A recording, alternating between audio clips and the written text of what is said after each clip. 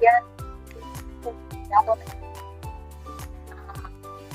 Yung maliwit na hat. Hat. Baka meron akong mga. Saan, sir?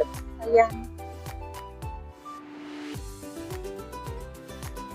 Baka wala mo. Ayan. Ayan. Dito na yung pag-ibig. Yung hari. Maraming kaya dito. Alam mo. Ito. Dati. Daytoy. Ito. Kawanan sa bana. Pero, umalis na. Mamaya, babalik yun. Blue naman yan. Dati ko medyo orange and brown. Awan tawarnan. Awanin na. Ay, Ito, nako. water kumaday ito.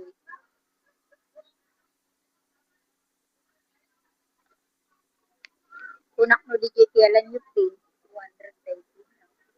230. Ay, dagiti plain. Haan, paso. Kitayat ko dito sa nitinitit. Wow. Makakuha. Langat na. Ito. Ito yung isa.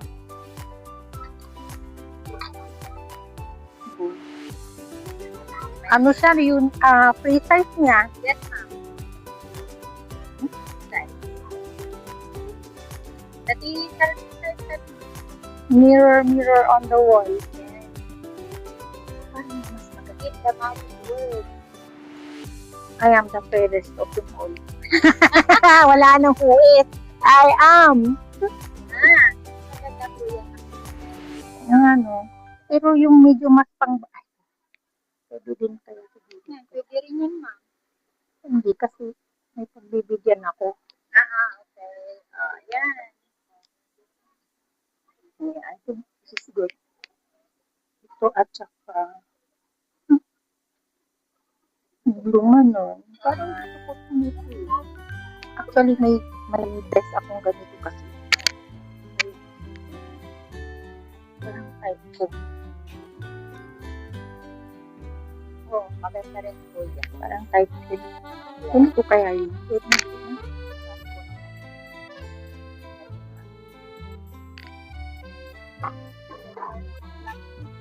pa pala. Hindi ba ako lang? Pupunta tama Hindi. mo. It's type ko ito. Kawambawas nan. Ang tatangarot. Nagtitining ko. Yan o.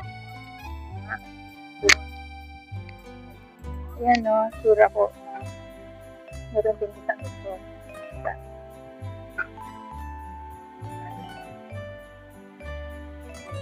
Lamo lakon niya. Vlogger. Pero hindi. Hago ko lang ito.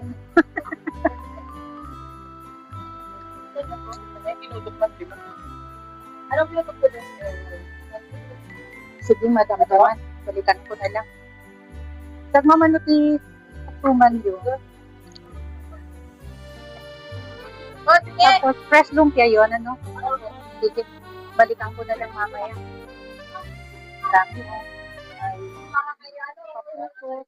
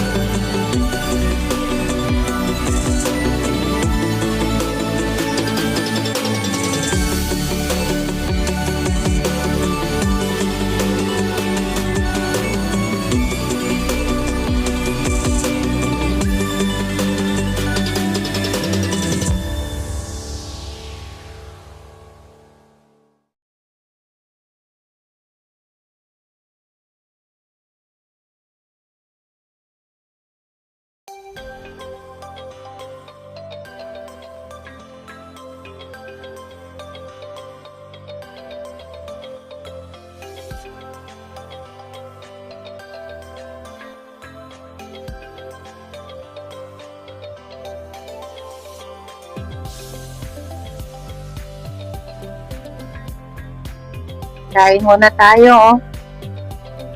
Sana nga gumagana itong mic ko. Kasi kanina parang hindi siya gumagana. Kain muna habang mainit pa, umusok pa, oh. No, kaya pala. Dali na. Hindi na ako gagamit ng mic.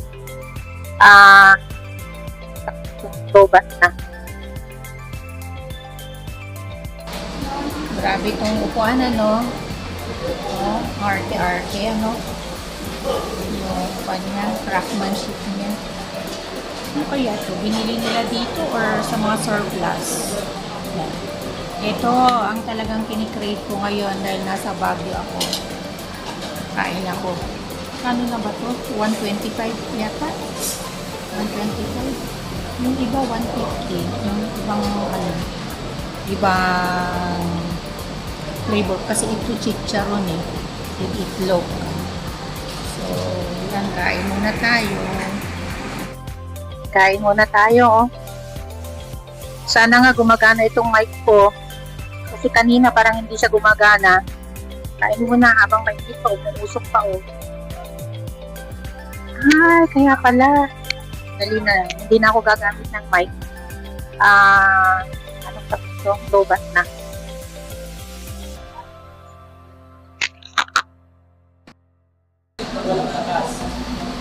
Tara, kain muna tayo. Nilagyan ko na, as usual, paminta. Paminta. Yung iba ayaw ng paminta. Ako lalagyan ko. Tapos, ano ito? Patis. Patis. Lalagyan ko ng patis. Sana nga patis ko. Baka mamaya vinegar pala. Ay, kalamansi na. Lalagyan ko ng kalamansi.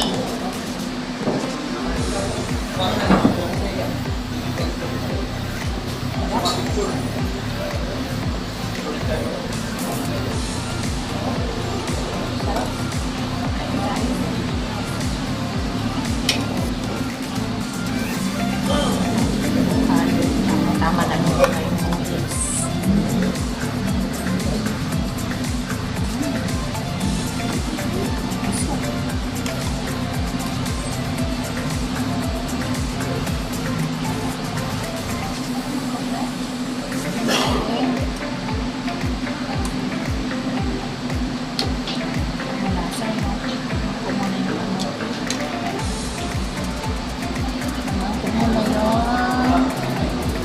Galaw ko ang galaw na dito.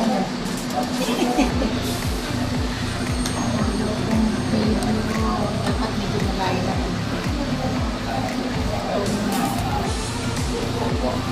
Ang sarap.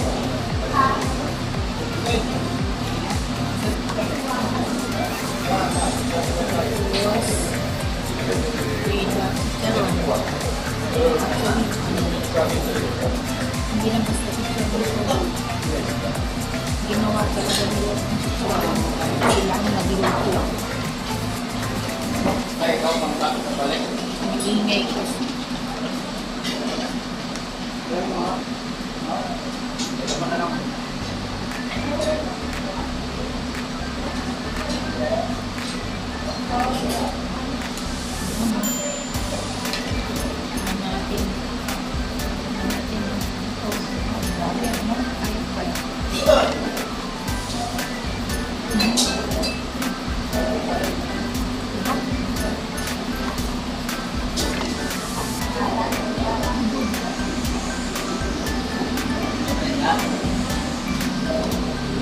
Sarap daw. Sarap.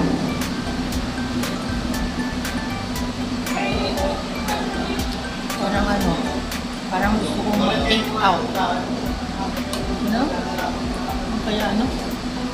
Sarap siguro mag-take out ka, no? Siguro sarap.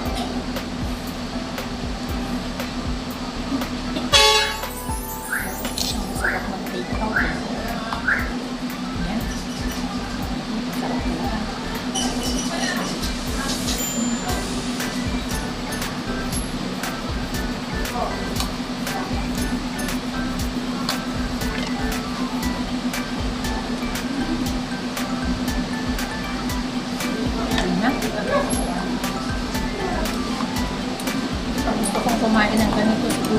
na lang ako ng ano.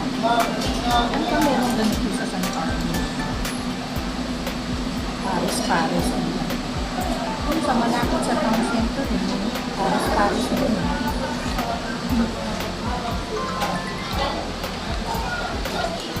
Yung fairness, masarap talaga. Tama na yung alat niya, pero yung babang ko niya, ako naman kasi paminta.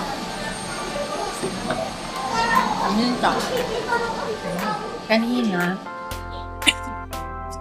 kaya pala wala ng sound yung video ko kasi lobat na yung mic ko.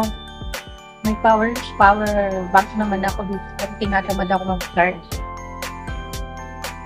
Sabi kanina, tinanong ko yung sa point-to-point ng mga Baguio to Clark na Genesis Joyride. Kung ano schedule nila. Ay hindi narinig doon sa audio. Kasi nga, palyado na. Lobat na yung mic ko. So, i-recall ko lang. Sabi niya, 4 times ang biyahe nila sa isang araw. Bali, the morning, 2 o'clock in the morning. Tapos, 2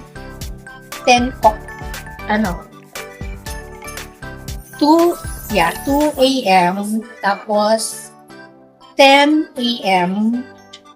Alas 10 ng umaga. Tapos yung susunod, 2 o'clock in the afternoon.